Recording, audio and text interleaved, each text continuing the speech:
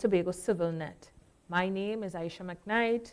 We are here tonight with Secretary Assemblyman Mrs. Nathisha Charles-Pantin, the Assemblyman for Bagatelle, and the Secretary for the Division of Food Security, Natural Resources, the Environment and Sustainable Development of the THA. Tonight, we will review the last 4 years of Mrs. Pantin's term in the Assembly, and we will take your questions live. We have a studio audience, and we have viewers on Tobago Channel 5 and Pulse 89.5 FM. The format tonight is a simple one. We will invite Mrs. Charles-Pantin to summarize her performance over the last 4 years. Then we'll have a discussion with her on questions about her tenure. And finally, we will field questions from the public and here in studio. For those of you at home, you can submit your questions via WhatsApp at 681-1005. That number again, 681-1005. My questions tonight will be based on 3 topics: her representation of the people, her secretarial work, and her role in good governance here in Tobago. Assemblyman Mrs. Charles-Pantin, welcome to Before the Ballot. We thank you for attending. I know that you have a busy schedule at this time. We thank you for agreeing to be here to answer questions from the people. Now, this series is aimed at helping people speak directly to their representative to understand what is going on in Tobago, Tobago's progress. So we thank you for taking the time out today to be here with us.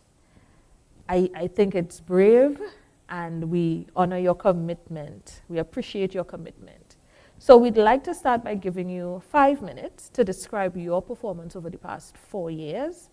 Please give us a fair and balanced overview of some of the accomplishments and the challenges over the time. Okay, so good evening, everyone. Good evening to you. Now, I have a lot of accomplishments, both at the division level and the district level. So I don't think 5 minutes would be able to capture that. We will have to summarize. But I would say that my performance, I would have given of my best, a lot of my time, given all the constraints and the resources available to me and to my colleagues. I would say that the division, when I got there, everything was at a standstill. We have a lot of OSH issues. Everything was pretty much not functioning. And even worse, we met outstanding debts in millions of dollars. And, staff, just depressed. They didn't really understand where this entire thing was going. And I'm not saying that just because I'm a politician, no. But I would have been in that same division for 18 years. And as I tell my staff, getting up every day and having to do the same thing over and over again, I could understand that, right? So everything was at a standstill. And I would say that if I have to mention extreme success, I would say the capital of paradise, being able to resuscitate the fishing industry. I would certainly mention that was an excellent move in order to turn around a company that was not making anything at all, actually in debt as well, serious debt. I would say that was a good accomplishment. In terms of the district, if I have to look at one of the best in my own interpretation, someone else might say something else was great for them. I would say that inheriting a district that didn't have significant lighting in areas, believe it or not, in Bacalet, 2 areas in Bacalet, Bacalet Inez, Bacalet Point, in Celestial View, which by the way is in Bagatelle, in French Fort, you know, areas in Cradley, across the entire district. And look at how many areas I'm able to tell you. To say, well, okay, we now have lighting across the district. You know, so I would say for me, that was an excellent accomplishment. I don't know if the 5 minutes gone already. Not quite, but I appreciate your honesty. What about your challenges over the time? Well, the challenges, there are plenty. There continue to be a lot of challenges because we still have a lot of things to fix. But I would say that my development budget, which could have been maybe 27, 28 million, the entire development budget was already committed to wages. So I did not have a development budget to work with in the division. So instinctively, I had to recreate the division in a manner that, you know, is more sustainable. Outside of that, just be in a state of preparedness so that should the opportunity arise for funding, then I would be able to receive funding and execute a project within a specific time. So I would say financial resources and being able to balance paying wages, fixing derelict vehicles, buildings that's supposed to be operating and doing processing and all these things. Being able to balance not having money and being able to pay contractors that, you know, were not procured under my time, and also pay contractors to execute work within my time. And, you know, having all the political distractions, it was a difficult balance, but we were able to as a team, to overcome it. Thank you for that. What I want to move into now is your representation of the people. You were elected on the PDP platform, yes. And many months later, you and your colleagues left the party and formed the Tobago People's Party. Do you still consider this mandate that the PDP had something that you subscribe to? I'm trying to recall back then, because that was quite a while. I don't believe that we left. I think that, you know, at that time, the political leader asked us to leave. And at that time, you know, I mean, a lot of things were happening, and it's not that something that I expected to happen. Right. I mean, a lot of us didn't expect it to happen. Yes. But we're talking about the mandate that Yes. the PDP, that you all campaigned on and people Right. voted I get into on. that. Yes. I get into that. So it's not like you expected it to happen. So you had to, you know, settle in and rethink how everything, the approach to everything. Yes. And I'm trying to be as honest as possible.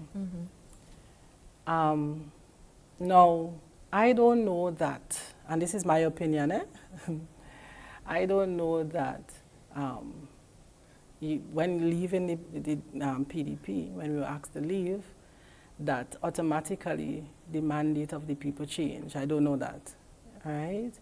In my opinion, I still think that, you know, you would have walked the ground as, you know, a potential area rep, and you would have had an understanding of what the people wanted. So that would, I would say that, you know, you would still have an idea of what the mandate of the people would be, right? So that's my personal opinion. Yeah? Okay. Thank you for your honesty.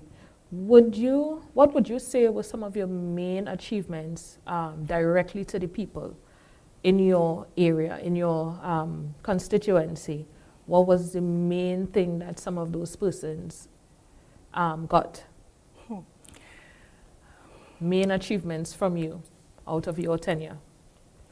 I would have done a lot, So I mentioned the lighting earlier. Correct. We would have done some infrastructural work. Mm-hmm. Persons were more concerned about those minor projects like drainage, brace walls, you know, employment. There were a lot of, strange enough, there was a lot of poverty as well, even though the village is close to Scarborough. So, you know, you had a lot of those things happening. So people were more concerned about their income challenges, their infrastructure, opportunities for their children, right, which I would have intervened in many occasions, right? So I would say those are some of the major achievements. I like to keep the community going with a lot of sporting events because it keeps a lot of the young people engaged. So we would have had a lot of football, you know, throughout the year, talent shows. We would have done cleanup campaigns, you know, and not only clean up, but to use your creativity in order to compete against each other. So you had a lot of specific groups within the community doing challenges and creating some remarkable things across the community. You know, so I would have tried to bring out the creativity of the people within the district. Right. I don't want to mention things like giving out hampers and those kinds of things because I don't believe that, and that's why I don't put it up on social media, because, you know, giving out a hamper, I don't think that should be tagged as an accomplishment, right? But to try to change your way of thinking and to get you involved in more activities that can curtail what we're having currently, where young people might be more attracted to substances and other things, so you're trying to get them away from the negativity. I appreciate that. How are you balancing secretarial work with being a representative? It is very difficult. Your life is really you really don't have the time to do a lot of anything actually more than to serve people.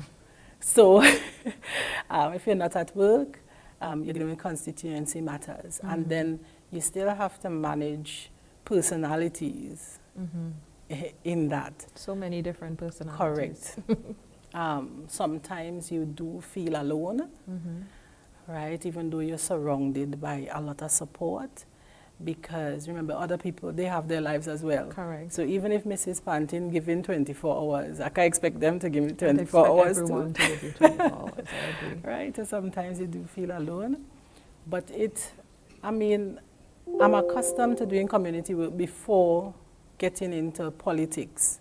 So that part is very easy for me, right? I just love doing that.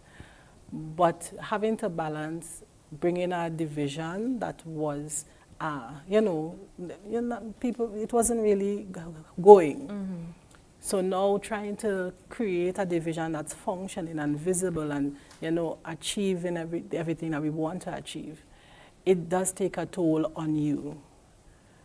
However, when you reflect on how you were able to transform the division, utilizing the very staff that you would have been with for 18 years plus, working together as a team, hearing the laughter, we all leave at 9 and 10 o'clock in the night together, you know, because we just want to see something happen for Tobago. That part is, at least you go home feeling that you would have achieved something. Yes. It's all worth it. Yes. Even with all of that, what do you consider to be one of your biggest failures, and how did you learn from it? I don't think that people manage to fail really, and then you say, okay, I'm a big failure. That would be strange to say. However, sometimes you wish you could do so much more if you had more resources. If you're a parent and you only have so much, and you would have raised your child, you would have always wondered if I did my best. You know, if I had more money, I could have done something different. Correct. But I don't think that putting pressure on myself because something didn't work just yet makes sense. So I would say that given what I had, I would have used it to the best of my ability to appeal to the majority, not all, but to the majority of people. And with that, I know you previously you spoke about the personalities that you have to deal with. Correct. And now, you know, dealing with just the majority and not really focusing on satisfying every single person's need. Can you give an example of how you respond to negative criticism? Because we know it comes within your district. Within my district, negative criticisms. No, I'm trying to recall. Yes. A moment where I had that. No, I tend to be responsive to concerns in my district, whether it's an emergency or not an emergency. I tend to be responsive. If for some reason I can't get something done at that point in time, I would indicate that, I would communicate that, but I would still have it as part of the agenda. As I said, remember, I am not the secretary of everything, so I have to depend on my colleagues as well for a lot of things. For assistant. But I can tell you that the majority of complaints I have been treated, even complaints outside of my district, to be honest. Right? I try to send it forward, but some people just say, I'll come to you, you know? So I still have to treat with it. So I try to be responsive. And for those that I have not gotten to yet, of course, they are still a part of the agenda. Thank you very much. Okay, everyone, we will now take a short break. Stay with us. We will be right back.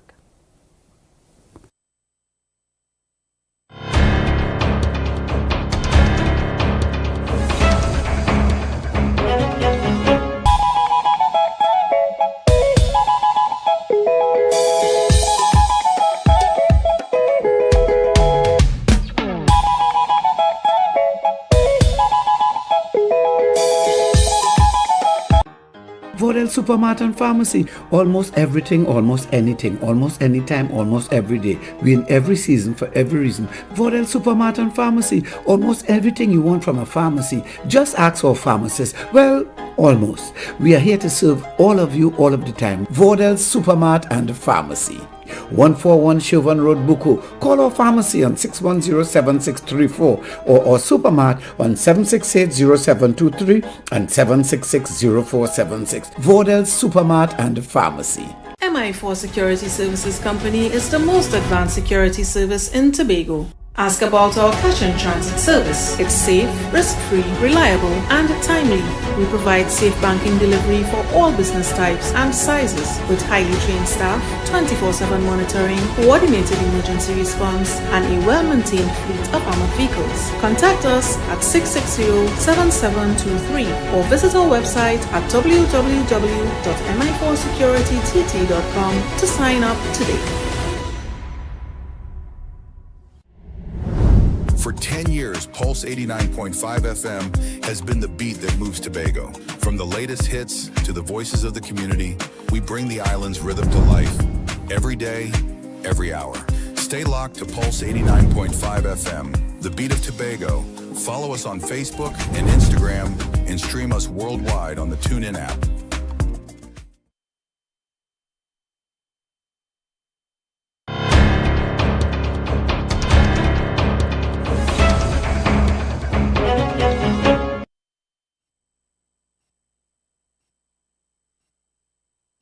Assembly Townhall Review, and we are here with Assemblyman Mrs. Nathisha Charles-Pantin talking about her last 4 years. We want to move quickly into your secretarial work over the past 4 years. And as Secretary for Food Security, Natural Resources, the Environment, and Sustainable Development, I know it's a lot. And even now you are preparing for World Food Day and there has been a week of activities. What accomplishments are you most proud of during your tenure as the secretary? To be honest, I'm proud of everything, whether it is small or big. But I mean, there are things that have stood out. Being able to export fish to North America and Barbados, St. Vincent, being able to revive the Shore Park area there with the food hub. And now we're building the Mason Hall Food Hub, something for Northside people to be excited about, because we'll start bringing some activity in the area and people no longer have to squat at the side of the road to do their vending, right? We would have done so many projects, you know, refurbishing, adding new initiatives across the space. So let's start in Charlottesville then, right? So the fishermen wanted lockers for their gas and all of these things that they didn't have a lot of amenities at the fishing facility. Now they have the ice machine, they have the lockers, right? We were able to refurbish the Roxborough fish facility. I'm really excited about that and to see the fishermen operating with a safe and you know, in terms of food safety, a safe space. Being able to finish the Bloody Bay Orientation Center. Somebody messaged me and said, you know, you look very classy now. If you've never been there, you can drive up there and see for yourself. It's extremely classy, I believe. And I have a bias for forestry, so, right? We would have, well, currently we're refurbishing the Louis d'Or processing facility. Long time you used to get some fabulous hams and all of that. And that facility was down. When you do the swab on the machines, you couldn't use any of them. So now the Chief Secretary was able to give us some funding for that, so that has been fixed. The Kendall Farm School, now it's converted to the Tobago Agricultural Research Institute, where children no longer have to go to Trinidad like I did to study what I studied. They can do it right here in Tobago, and that is 95% complete. We would have refurbished the Barbados fish facility. We would have completed the go ahead. What about under sustainable development? Yes. Well, I mean, sustainable development, and that is it. So we refurbished a lot of the things that were, even tractor pool. Right. Right, now we're building it. The processing facility, now you actually have processing, right? So it might sound like a boasting, but no, I'm saying this is if we're talking if we're talking sustainable development. Right. So if you're talking sustainability, I had to tell you everything we fix up. Because if you can fix up the building, you can't process nothing, right? So I had to tell you, you're asking, so I'm telling you. I appreciate it, and I see the passion in you as you answer. Yeah. But when your Assistant Secretary, Mr. Tate, was here a few weeks ago, and I had the pleasure of speaking with him, and he mentioned to me that the department, the environment, is no longer under your division. Yes, why is that? It was removed and placed under the Chief Secretary, and now we have Assemblyman Sonny Craig with that portfolio. But I mean, for me, and I guess for the others, we are wondering why and how come we weren't informed that something like this, because this is part of your division, and you, a woman and you just said you were you have a passion for forestry. Yes. So I think that the environment ties in with that. Right. So why was it removed from you and we, the public, weren't informed of what is going on? Actually, the Chief Secretary did inform the public that he would have absorbed Assemblyman Craig under him, and naturally he would have wanted to give him a portfolio. Okay, so he gave him that portfolio. Correct. Environment. Okay. But let me just say, worry not, because environment, I still do have an environment portfolio where forestry is under me, natural resources and forestry. And we would have been doing a lot of things under forestry. We would have the entire Little Tobago, everything was run down there. Now, if you take a trip to Little Tobago, you can have a tour and a paid tour, right? Long time you could have done anything. Now it's a managed area, right? So we do have an environment portfolio. Okay. Because I'm just saying on going on what he said, Yes. that has been removed. So Yes. I've been wondering why. So I said, Yes. as I have you here with me Yes. today, let me find out Yes. how is that and how is it And going. do not worry. Sonny Craig and I, Assemblyman, right? We have an excellent relationship. So there's a that lot we of work- collaboration. Correct. Great. So Tobago has long struggled for food imports and in terms of reducing the import of food. Experts like economist Dr. Vaness James suggest that there are more economic benefits to Tobago for using land for projects related to tourism than there is for the export industry, which will allow us to import food. Now, many Caribbean islands are doing this. Barbados, Cayman Islands, where they import 90% of their food. Right. Now, what do you agree or disagree in terms of how this is done and us using land instead of for agriculture and rather import our food? Right. So I'll correct your statement. I think Trinidad and Tobago imports a lot of food, right? Billions of dollars. Right. So this is not a Tobago problem. And that is why, nationally. Yeah, it is a food security is priority. everybody's problem. Correct. Yes. Right. So I would agree with Dr. Vaness in that, and I mean, it's part of me to think about agriculture in a different way. And that is why we would have introduced the Shore Park Food Hub. How I envisioned it, and a lot of the activities, like Botanic Gardens, now we have so many activities happening there. Even today they were featured in World Food Day as bush tea. And, tourists were sampling the different types of teas locally. That is why I'm trying to incorporate tourism into agriculture to create an agro-ecotourism product, right? And that is why we're refurbishing a lot of the things that we are doing now, Little Tobago, the Bloody Bay Orientation Center, to finally utilize it in a way that, we could attract tourists.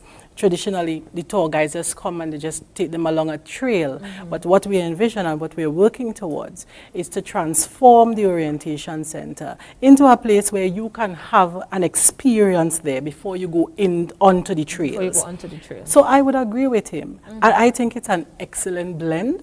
And if we can get it right, then I definitely think it's the way to go. I really like your passion Yes. as you speak.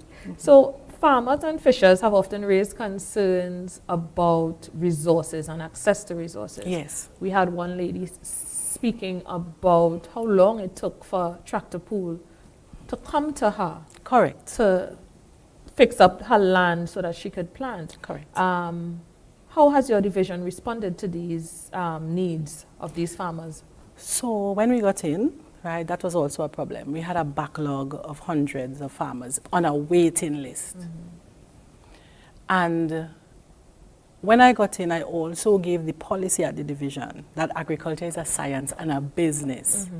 And we should not have people waiting. Now, we bought a lot of tractors, right, in order to clear up the backlog, and excavator and bucket trucks and all heavy equipment, that the Chief Secretary would have blessed us with.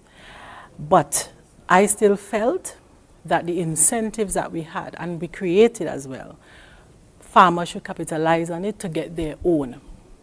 There is no tractor pool in Trinidad for that reason. The farmers in Trinidad, they have a business mindset.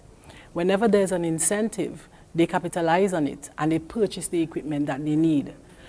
I don't think that if I'm into business, I should have to sit and wait to come down a list to get a tractor.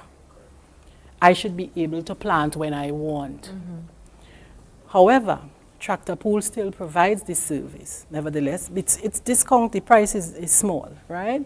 And we cleared up the backlog, as a matter of fact, right? The officers did an excellent job. I must commend them, even though they were working under difficult situations at Tractor Pool, right? Which we are repairing at the moment now, right? But I still think the $100,000 grant from NAMDEFCO, we have an excellent national rebate system.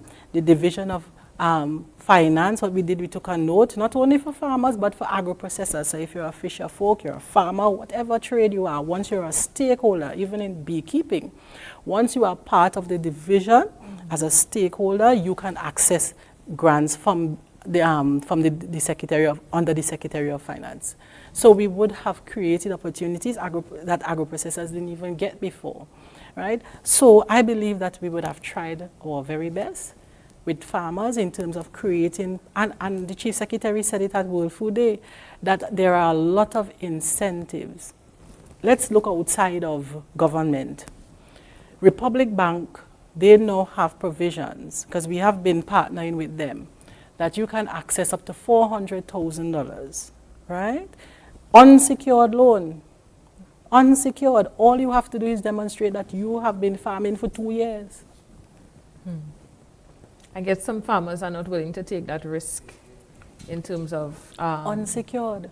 And I'll tell you something, ADB, ADB, excellent as well. They have been working with us throughout, right? Once you get on board with all the programs, even the old programs and the new ones that we have created now, right? It strengthens the confidence of these financial institutions to make that investment. To invest.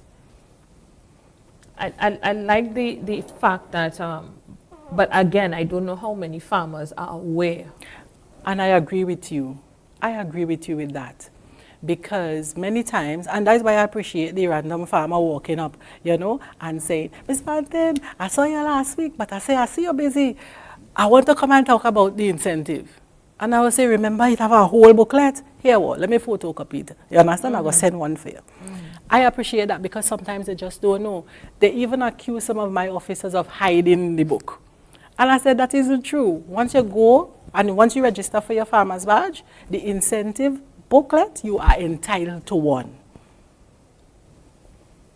I hope the farmers are listening tonight. Yes. So that they can get that booklet. Yes. And those who are willing to take advantage Correct. of the loans, or did you say grants as well?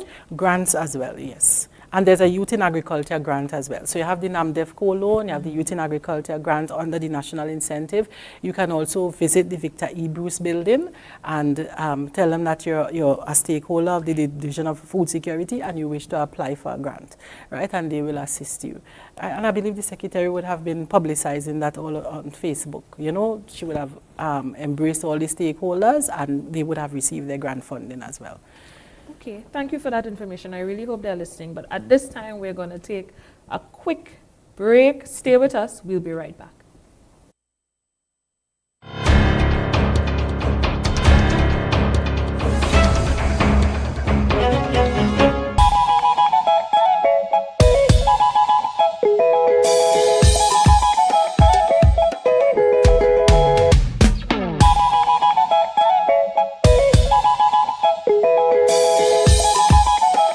Need furniture and appliances for your home at affordable prices? It's time to visit JG's Furniture and Appliances Limited at their showroom at Smithfield No. 2 in Scarborough. There's more room to shop, more furniture and appliances, more brands to choose from, all at the same affordable price. Get everything you need to furnish your home, like stoves, fridges, washing machines, couches, dining sets. They even have swing chairs, school desk, chase loungers, sports sets, garden benches, day beds, and coffee tables. JG's is perfect for gift ideas for new and established homeowners. A wide variety of furniture and appliances. After 35 years, JG's is still Tobago's top choice for furniture and appliances. Visit their showrooms either at Orange Hill Road or Smithfield No. 2. JG's, make your dream home come true.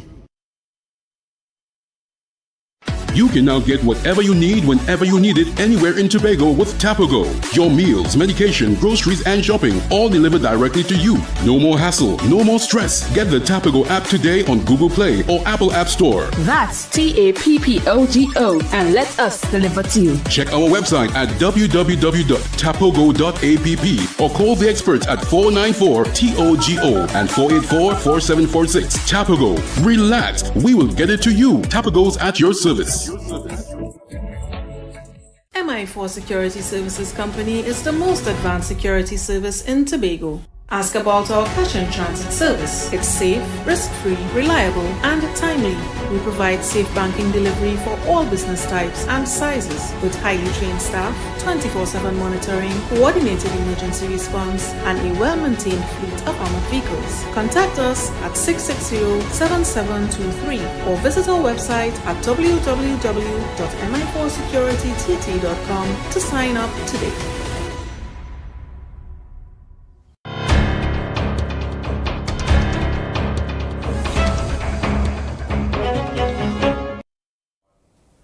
Welcome back. You are here with us. You are watching Before the Ballot, a Tobago Townhall Review. We are here with Assemblyman Mrs. Nathisha Charles-Pantin, talking about her last 4 years, or the past 4 years. We're moving quickly into your role in good governance here in Tobago. Yes. Now, looking across the Assembly term, what yardstick should the public use to judge your performance both as a representative and an assemblyman? Well, that's an interesting way to ask it. What yardstick? I think the public would have a good gauge as to who is working in their interest. You must pick that up, and whether you're working on your own interest. Yeah? I trust in the public's ability to see and judge based on your performance, because by your deeds you shall be known. Mm-hmm. If you're trying to revive agriculture and the public is seeing all the activities, even trying to keep up with, changes in, for example, we have climate change. We have a lot of young people into the tech age and into AI and all of that, and you're trying to still capture the young minds, and you're still going into initiatives. For example, the Tobago Agritech company that was created in order to keep up, the young people to keep up with the tech, and to also embrace persons in the space, stakeholders in the space, that, for them to keep up.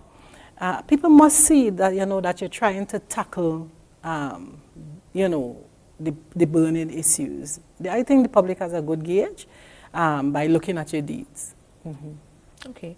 So accountability and transparency are often raised by the public. Mm-hmm. What steps did you take to ensure that your division and decisions, your decisions work and they meet those standards?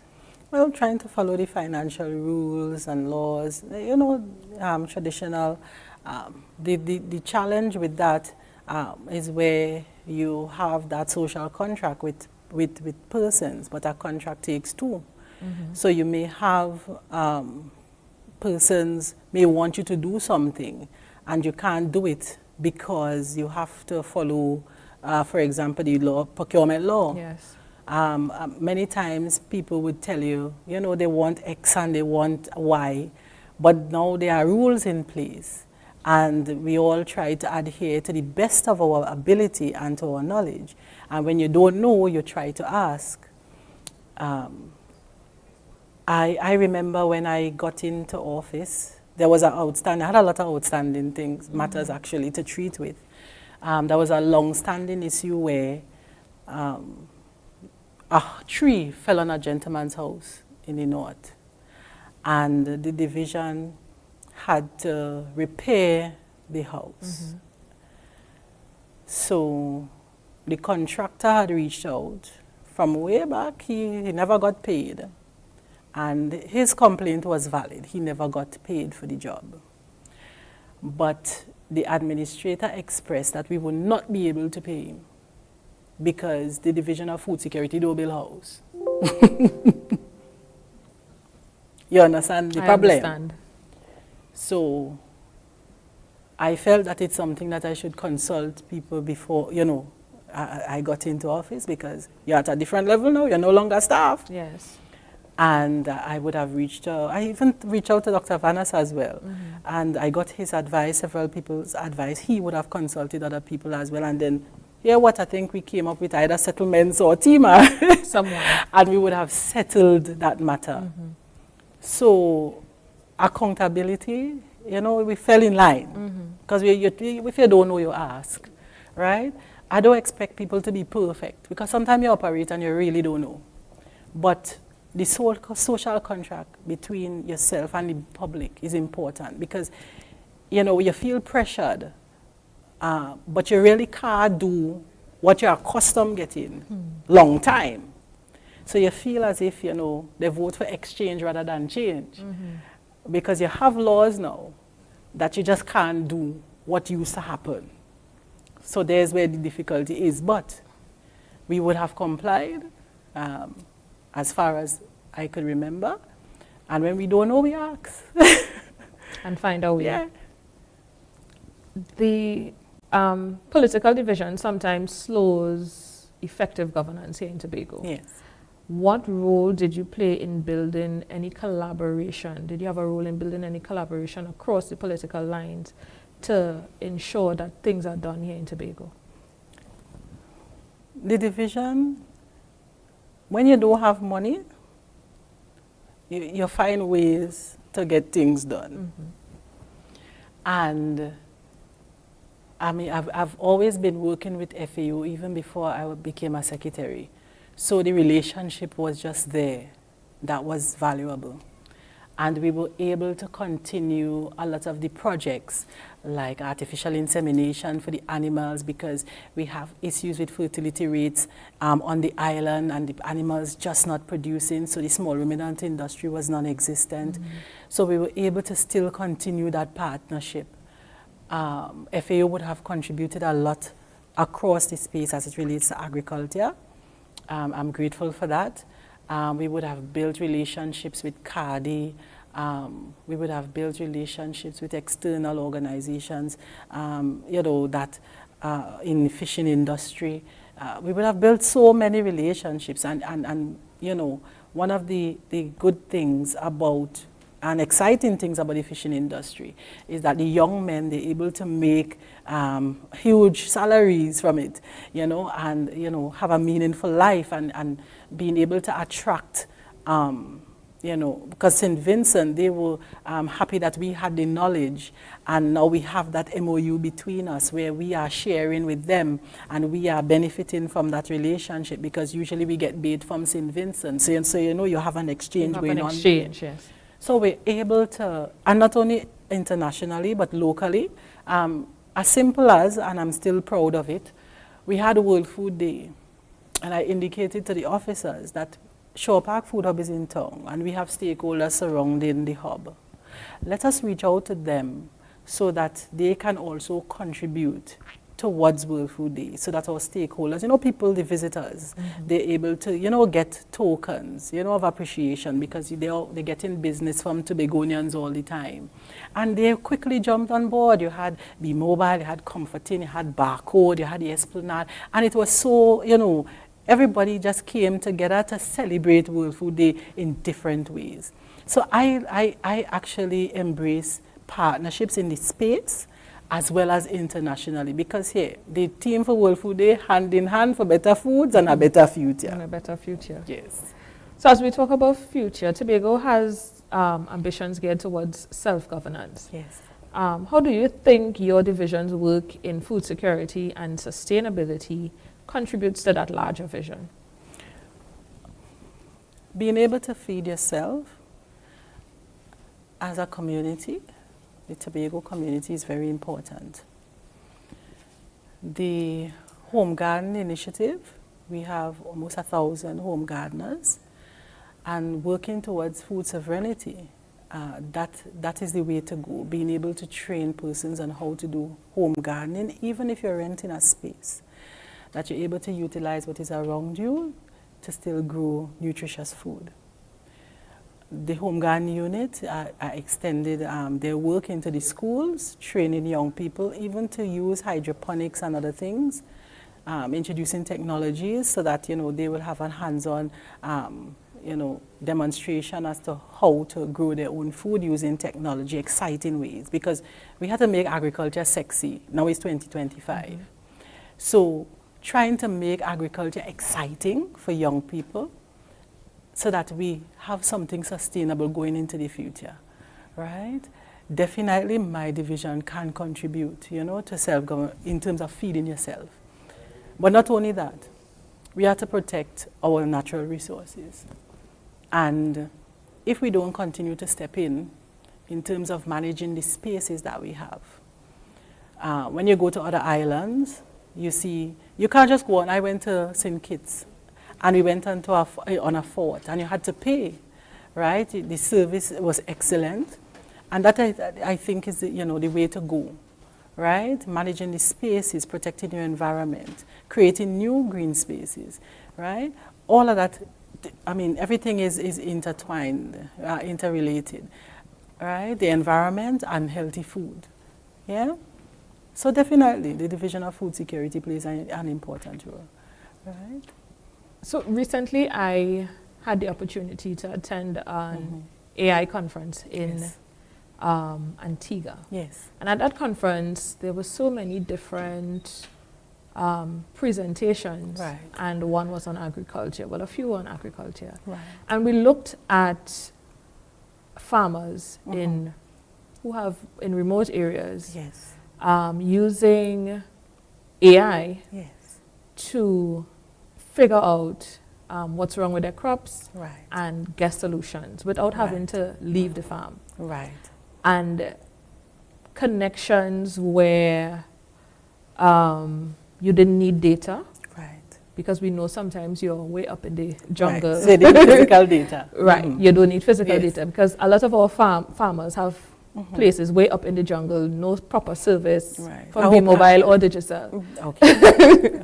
right? No proper service. Yes. So I looked at that and I said, that's something that Tobago can benefit from. And I hear you talk about agri-tech. Yes. And what does that mean to you?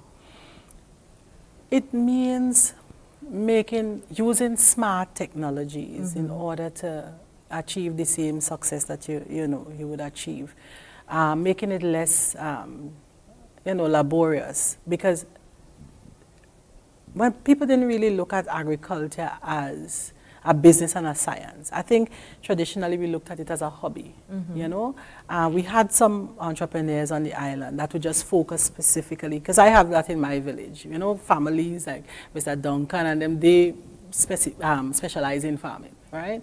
But in terms of using AI and, smart technologies to advance agriculture, you want to make it more attractive, because the young people more fixated on the thing that you have in your hands there, right? So I visited, when I got the blessing from the ministry to attend China, I would have gone into a facility where, I saw agriculture on a whole different level in China. You had huge drones and satellites, and and you're actually monitoring crop growth, and they're almost trained. Like you're seeing them like robots. Do you think we're ready for that here in Tobago? If we're ready for that, or if we're heading in that direction, this is my opinion. I think that we are unique people. And I don't think that we should try to mirror another society, because we can't. They are growing, grain and in huge quantities. We can't compete in terms of resources. We can't compete in terms of land. We can't compete in terms of labor. We can't compete in terms of money. But what we have is unique to us. And we have to find what is unique to us and market it to the world. You see how Dr. Vannas tell you? There. Let's focus on tourism, the tourism side of agriculture. That is a way for you to capitalize on your own, right? And seeing these things are important, because you could see the potential. You could see what agriculture is, because you're in a global community. But you have to see what part you play in that global community, and not necessarily to mirror what somebody else has. Okay. We are limited here in Tobago in terms of lawmaking. Yes. But that doesn't prevent us from doing things better, right, or actually getting things done. Yes. As it relates to financial transparency, for instance, what are your views on a commitment from your division to making spending transparent for the public in a timely manner? Making spending transparent in a timely manner. I believe, based on the OPR, I stand to be corrected if I'm wrong, that once public funds are being used, that the public should know who, how much, right? So I think that is already law. Yeah. I agree that Yes. it's definitely law and should be upheld. Yes. So if re-elected, because we are nearing that time, if re-elected, how would you ensure lessons from this assembly term, both successes, challenges, your criticisms, shape better governance in the future? You know, I'll ask you to repeat that question again. Sure, no problem. If you are re-elected, how would you ensure lessons from this term? Yes. And when I say lessons, I mean your challenges, your criticisms, your successes. How would you ensure that they shape better governance in the future?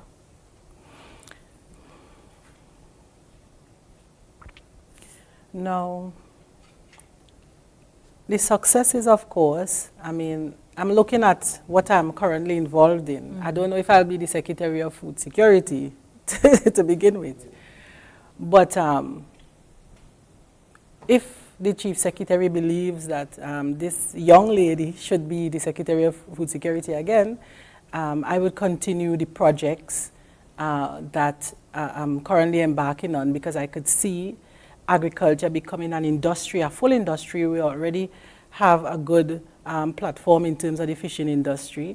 We're trying to get a hold of the processing industry, right? So I'm thinking that once we continue, right, and we've been heading into the right direction, that we can continue making Tobago proud, using Tobago people.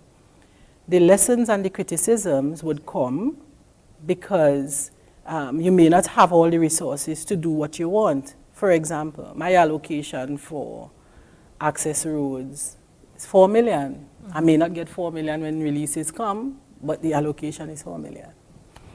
And having to clear a lot of debt from before, which exceeds, you know, probably 5 times more than the allocation, and having to pay those debts and do new access roads, I would have been challenged to do every access road that I can do, right? Given your budget. Given the budget. So even if I get criticisms, I would use the useful criticism, right, to inform my decisions in the future. Yeah, yeah.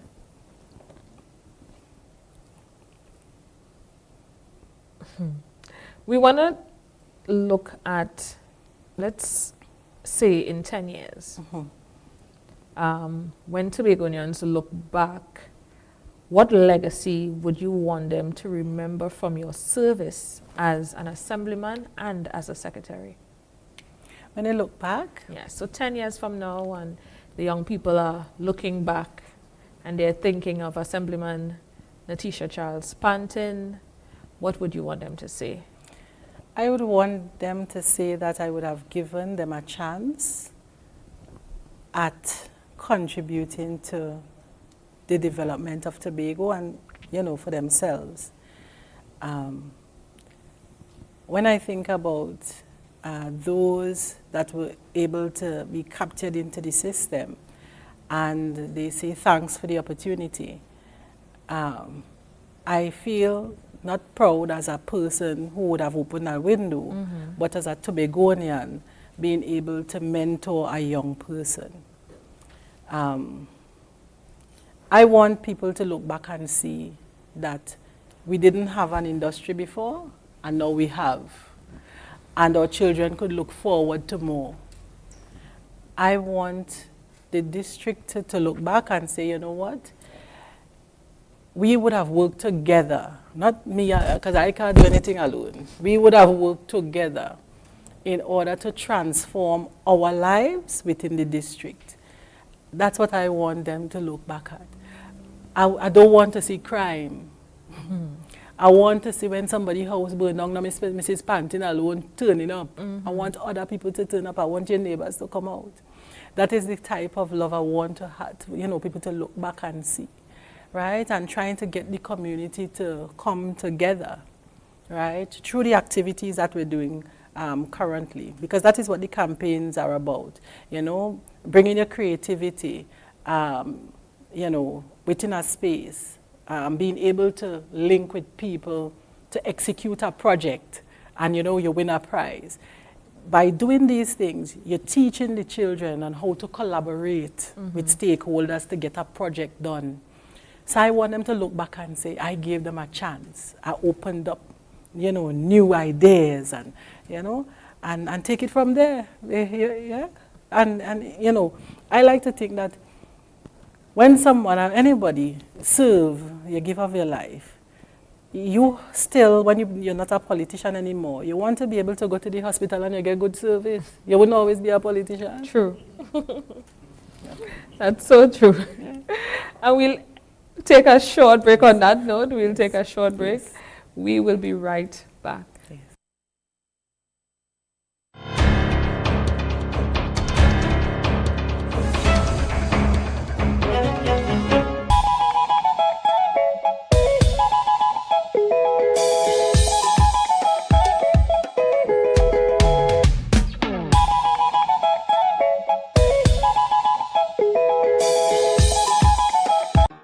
Vodel Supermart and Pharmacy. Almost everything, almost anything, almost anytime, almost every day. We in every season for every reason. Vodel Supermart and Pharmacy. Almost everything you want from a pharmacy. Just ask our pharmacist. Well, almost. We are here to serve all of you all of the time. Vodel Supermart and Pharmacy. 141 Chauvin Road, Buku. Call our pharmacy on 610-7634 or our supermart on 768-0723 and 766-0476. Vodel Supermart and Pharmacy. Escape to elegance at Le Chateau Suites Tobago. Gated privacy, breathtaking villas, unforgettable memories, where Caribbean dreams become reality.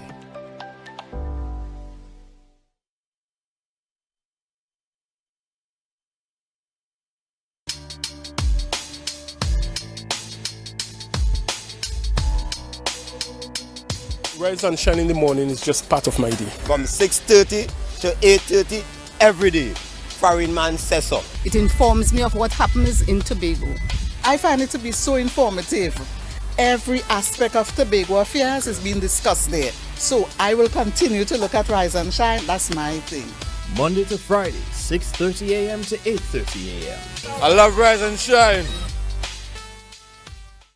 Have you visited Tobago Channel 5's Facebook or Instagram pages lately? Well, check them out now for all the interviews and up-to-date news. Remember to like, share and follow for Tobago news and current affairs information at your fingertips.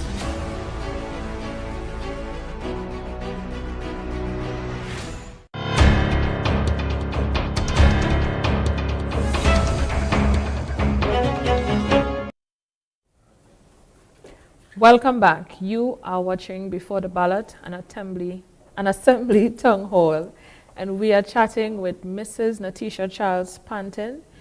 At this time, we will field your questions from the live audience, Facebook, WhatsApp. The WhatsApp number is 681-1005. That number is 681-1005. And we have a question coming in from WhatsApp. The farmers in Tobago complain of not having a reliable outlet for their goods. Could you comment on that? Oh, definitely I can. So when I got into office, remember, I did admit that everything was run down. And you had to create, you know, as we spoke about prior, that, you know, good governance. So you had to take time to create those structures. Should you be able to provide information to the public on any of the programs, right, that you're able to do it. So you had to implement the structures and get funding, right, create a line item. You had to go through a whole lot of things before you're able to support local farmers, right? So we would have rolled out what we now call the Community Care Program. And that program embraces all stakeholders under the division. The farmers can sign up to be part of that program. Your produce will be monitored, so all your activities would be monitored for several reasons, because we're dealing with food.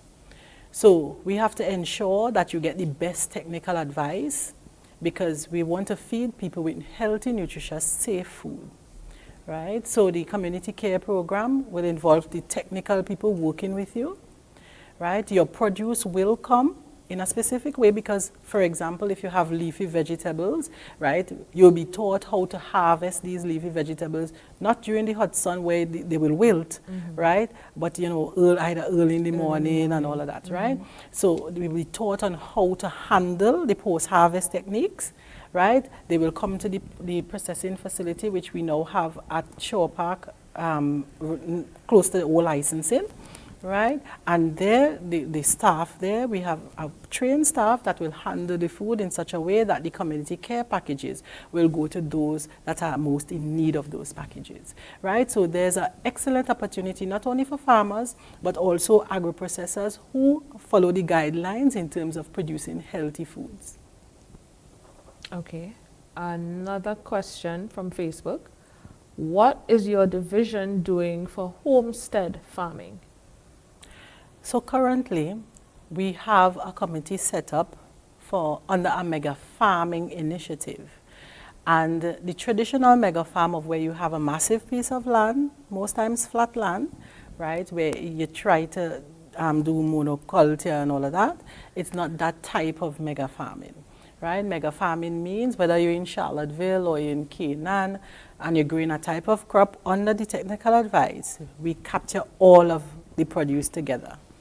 But we would have identified spaces within Tobago where we intend to put greenhouses, right, as part of the mega farm initiative. And in those where we have those greenhouses or shade houses, right, you will have homesteads there, right? You'll be able to live there and you'll be able to grow your produce there. But for example, Friendship would be one. Very soon you'll see, you know, we're going through all, again, good governance. Good governance processes right. that you have so to we go have through. to go through all the processes, right? But the idea is that people will be able to grow their food there, right, under specific guidelines so that it meets the standard, you know, to export or to feed into programs that we have. Right, but yes, there will be a homestead program, not like Trinidad, because as I said, we don't have the amount of land that Trinidad has. But you'll be able to erect what you have there. And it is, I mean, you're going to have the structure, right? You're going to have the infrastructure in place, right? Because, you know, a long time you're just giving land. But they still have to come back for the light, you still have to come back for the water. It's not a business model.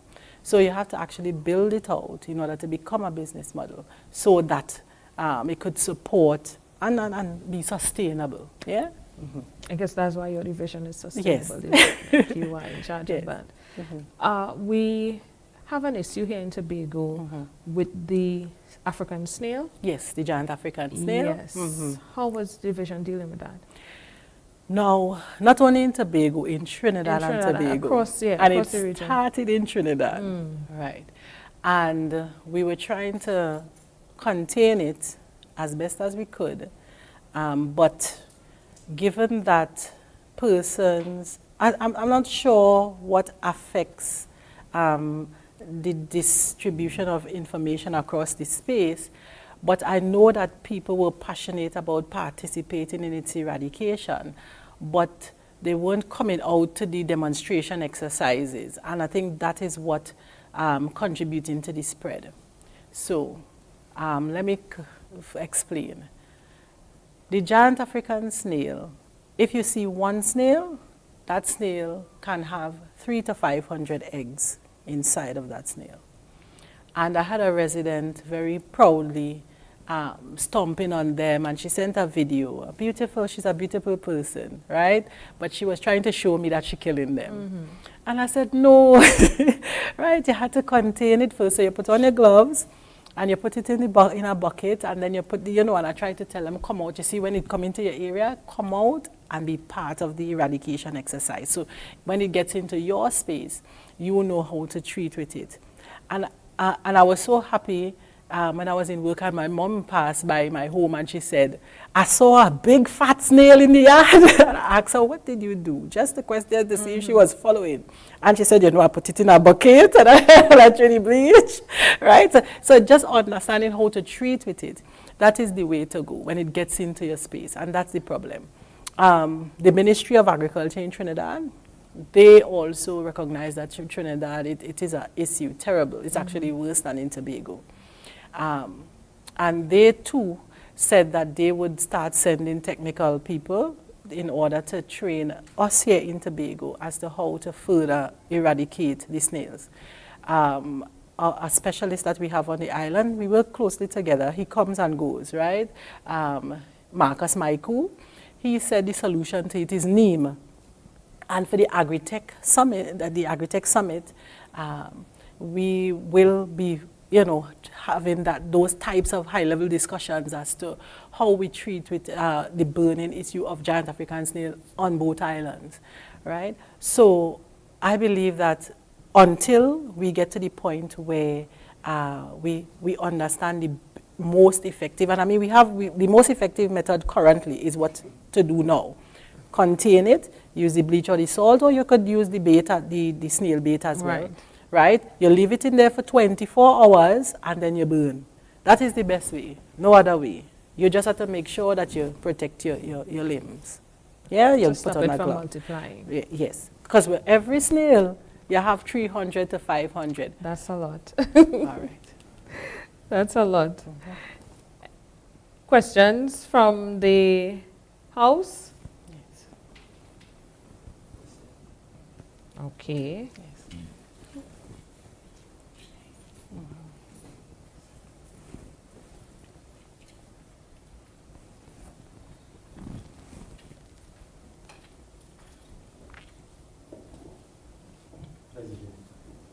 President, good night to everyone. Yes. President, good night to everyone, and to the lady of the hour. Yes. First, I want to compliment you on the job that you are doing. I must say that I'm a follower. I'm very much aware of your work. And if I should rate you from 1 to 10, I will give you 10. And I pray that. Okay. Thank you. And I hope and pray that the other secretaries will follow in your footsteps. And I must say, your name on the ground is one of good. You are on top. Keep up the good works. Thank you. But I want to say, I want to ask this question. Yes. When you are elected, yes. Not if, but yes. When you are elected, what is this one job, this one thing that you will want to see accomplished? That's my question. One thing. I'll have to dig into my personality to answer this question. There are actually two things that I would like to see. And it would startle you because it has nothing to do with the division. It has to do with people on a whole. Mm-hmm. Sometimes I think that in all that I do, I'm not sure if I'm reaching people to really understand, well, at least some people, to understand that there are things that we cannot do with public funds, right, in the manner in which you want you would like me to do correct. It. Mm-hmm. And I know the politics of the day might have caused a lot of things to happen in the past. But I would want a better working relationship among people on a whole, where you can criticize, right? I don't mind the criticism. But at the end of the day, even if we agree or we disagree, that we still live in love. That is one. Two, the one thing that I would like to see, well, the second thing is Tobago to develop to the point where we are you know, proud, even more proud to be Tobagonian. And I think the first thing that I mentioned would influence the second. That we have a lot of things that we had to fix. Because listen, I feel that we had a lot of abuse that we can't get rid of in 4 years. And I think that we had to keep working on that as people, interpersonal relationships. That might not be my area because I'm food security, so I could feed you all. But that might be something for the Secretary of Health, right? But I wish that more social workers and psychologists and, you know, they could come together with programs that could improve interpersonal relationships within communities, right? I would love to see that because that would influence your work ethic, right? That would influence your relationships within districts, right? So that is what I will, that's how I would like to answer that question. I hope I did not disappoint the, okay. Yeah. We have another question in-house. Yes. Yeah, pleasant good night. Greetings. Yeah, pleasant good night, Ms. Pantin. I know your heart on your head really big. You know, because I know I'm also in that type of seat too. Yes. You know? The thing about it, I see you don't have nothing you can't. Yes. You know, but, we have to be able to really raise our head. Yes. And say this is Tobago.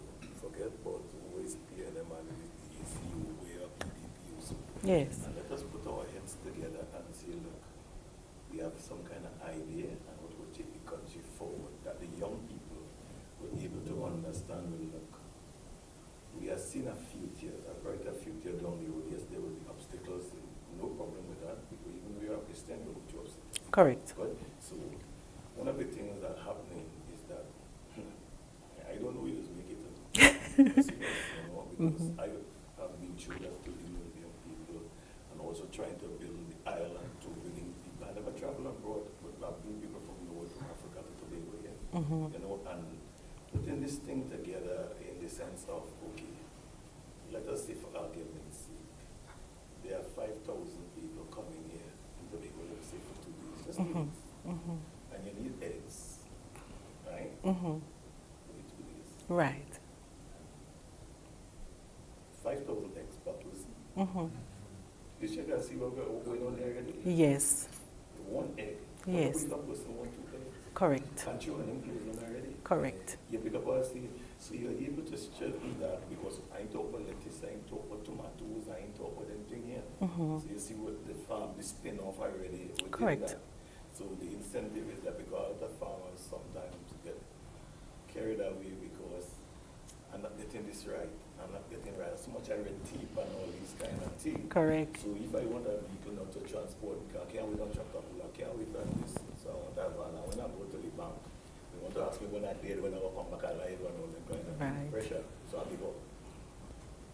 And that is what I want farmer board now already. So we are able to look at that and see how it goes from there. And even like up now, right? Because I mean, I went to the captain there, right? Yes. The road inside there right now, you can't go in. Correct. So I don't know if you will put a little spin on it, you know, from your hat on your head. Yes. See. The other thing to go and call and yes. on the area, and go away to take a look at it right now, the campsite on the area is in a mess. Right. Can't get cut. Right. There's about 40 martial art experts supposed to be coming into Tobago. Right. Which part? Where? Not into the farm itself. No, you went up to the campsite. Well, by the campsite? Yeah. Okay, and then you cut? Yeah. All right. The road inside, they are dumping rubbish inside. They are there some people from the UN, and I had to hide them. I had to put them back so they pass behind. And if you watch and see where they dump it, even though they were dumping the rubbish, they dumping the rubbish right in front of you, the door, all kind of thing. And if you're talking tourism, you see where the spin off again. So we show it, yes, we want to do tourism, but yet we're in a mess. So I don't know how we're going to make it, but with God's grace, you know, our confidence in you, in the sense that, you know, we are able to prop one another and to get it going. And so I just showed those two little things, the one in Argyle, the road inside the fix, and the one in Cole, and because they are dumping the rubbish right on the corner. When the water come down from there, because I stopped Turtle Beach from flooding for a long time. Right. By spending my money. Right. And I stay line in the sense. Right. I like my island. Right. So when the water come down on the right-hand side, because I had a blockade come in the middle and it digging up the road, so when it go down and it back up, right. we don't really water had a thing. Right. So it's sending the water back. So when it does the road closer to the farm school or the road closer to cross the river? You see, when you come in, you go to the garden corner. Yes. So you come from to the big side. Right. From Tom Philip Road. Right. You could go straight down. Right. And you can come wide like a Y. Right. Okay? So when you thing up there, you see all our water coming down. So because it want to push off properly. Right. And to create so that the water could, if you come down on the right hand side, right. go straight into the bridge. Right. And go down to Turtle Beach. Right. So I just showed that little heart there for you. Right. And, but I'll talk to you after just to verify something, because currently what we have on the list, I just want to ensure that it is on the list, right, for this new fiscal. Yes, so when after the right. thing, so yes. Congratulations and hope yes. that you go from strength to strength. Thank you so much for the comment. So he said quite a bit. Yes. Dumping has always been an issue. Yeah, it is an issue. I'm battling with it across my constituency as well. And very often I have to clean up because you still have the bin and they will dump on the side. And you don't know who's doing it, right? But you still have to clean it up. So I understand. I know that little laws are coming. So I'm hoping that people become compliant. Otherwise they will face. Yeah. Well, we have had some success stories. It's just that, you know, talking about it publicly, I don't believe in shaming people. Okay. But there are ways. So when you set up the field cameras in certain areas, you do get vehicle numbers of persons that litter. Sometimes somebody might hire somebody to collect the waste, and then the person wouldn't go to the dump it. They will just dump it to the nearest site. And sometimes they do it on a site that is managed by the division. So we pick that up from there. Sometimes the environmental police would go through the garbage and they may find documents, and then they just, you know. Pick it up from there. Yeah. So, okay. We have another question in-house. Yes. Good evening, Madam Secretary. Good evening. I have a couple of quick questions here. We have the food hub, they have the World Food Day going on. But what I observed there is food stuff that not locally produced. And what's really troubling me is the prices seem to be similar to that, what you obtain in the market, right? And I'm thinking that at least there should be some subsidy, some reduced.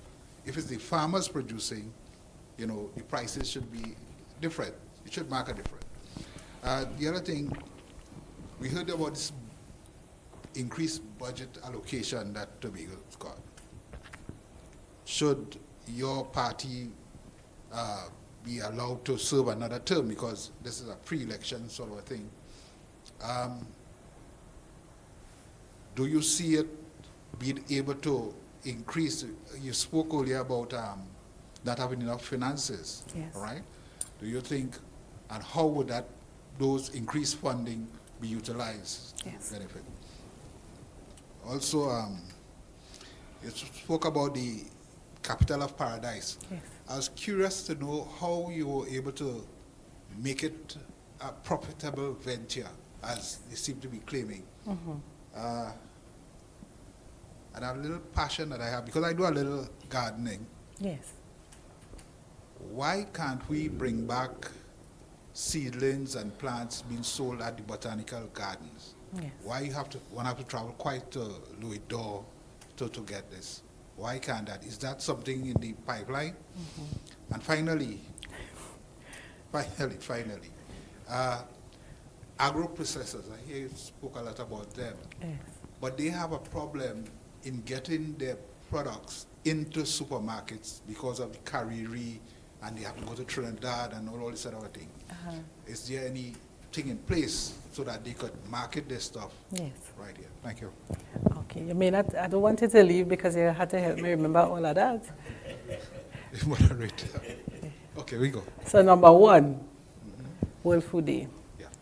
Now, how World Food Day is designed, you do vendor registration, and the technical officers work with, including the extension officers and our vets. They work with our farmers, right, and agro-processors, right, marketing department and TADCO.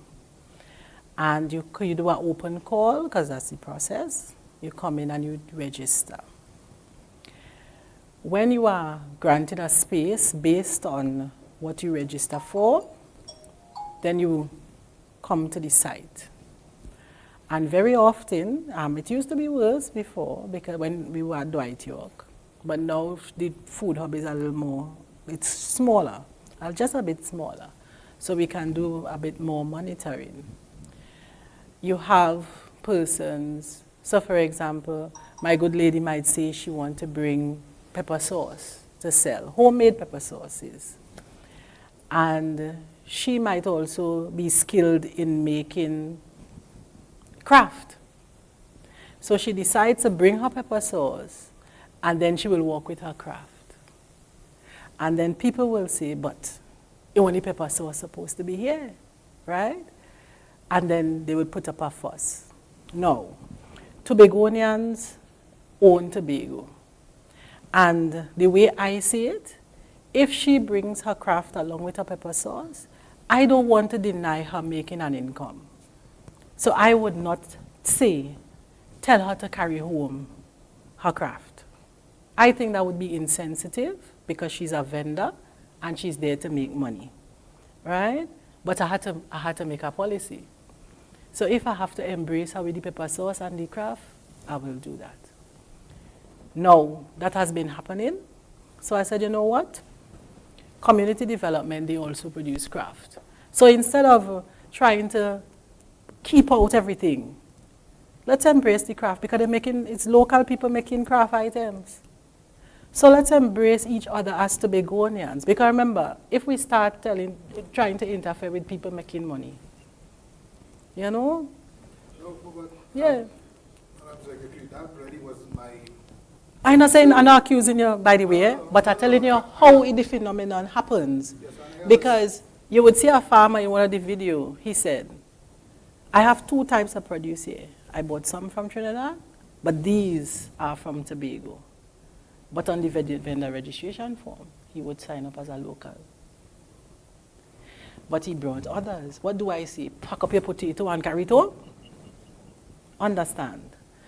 But the technical officers would have done their jobs in the field to ensure that we deliberately did not have the stations, the demonstration stations, bringing anything there, because it is Tobago's opportunity to make an income. So that I just wanted to explain the phenomenon. I have no problem with none of that, right? Yes. What I was concerned about is the prices similar to the market. Right, so that's a second one. Right.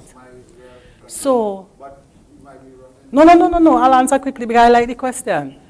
When I got in, I started to do a round of consultation with the market vendors first, before the farmers. And we always discuss pricing because Tobagonians want a fair price, right? Goods always high.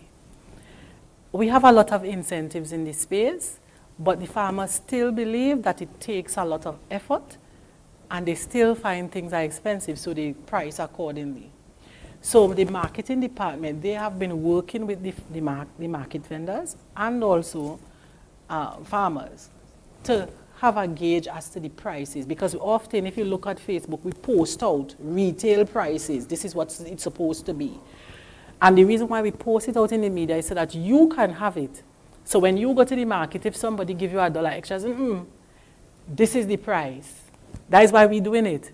Because we're trying to control the pricing, right, at market rate, right? But I hear you, right? Next question quickly. I know I'm talking too long.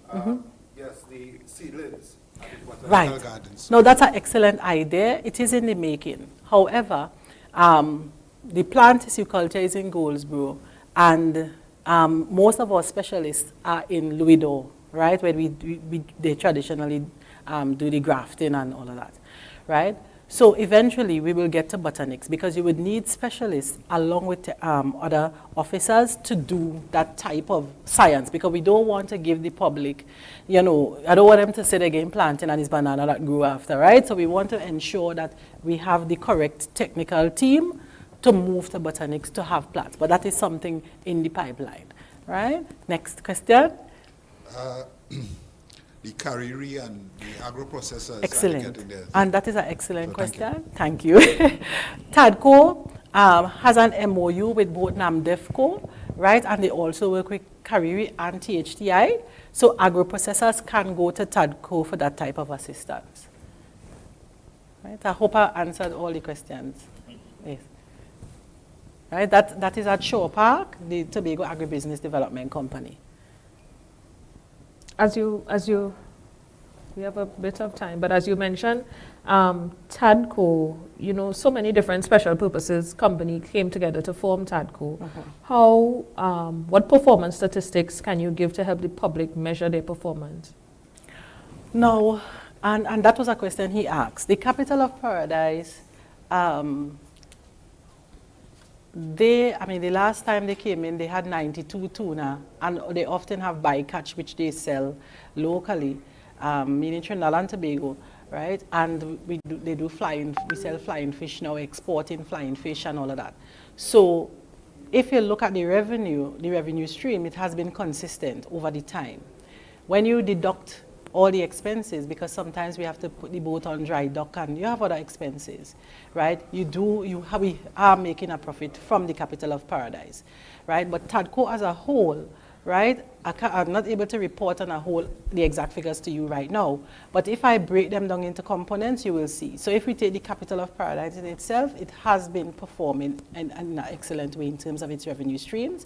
The dry storage, remember the TADCO rent the bays to different companies. So the rent that comes in, that has been consistent, and we have had no issues with rental agreements and payments, right? If you look at, they sell ice, and especially during the peak season where you have carnival and all of that, we have to actually assist ice production using the Capital of Paradise, because the vessel makes ice as well to support that. So let me ask you all of them as a project. Okay. Let me ask you to, as we're closing, just give you a quick few seconds to wrap up your statements and any closing comments from you. Right. So I would say, in terms of legacy, that industry for me is a legacy that I want to leave for Tobagonians. My team wants to leave for Tobagonians, and Tobagonians want for Tobagonians. Because with industry, right, with creating all these opportunities, fixing all these buildings that we have run down, introducing all the novel projects that we have over the space. Eventually we'll have employment being created. So from the Mason Hall Food Hub, you'll have employment there. When the Louis d'Or processing facility, we're able to recruit persons, right? We have a lot of industry happening, and it's through industry then you'll be able to create employment, right? So I just want to thank everyone for the opportunity to, to be interviewed, I guess.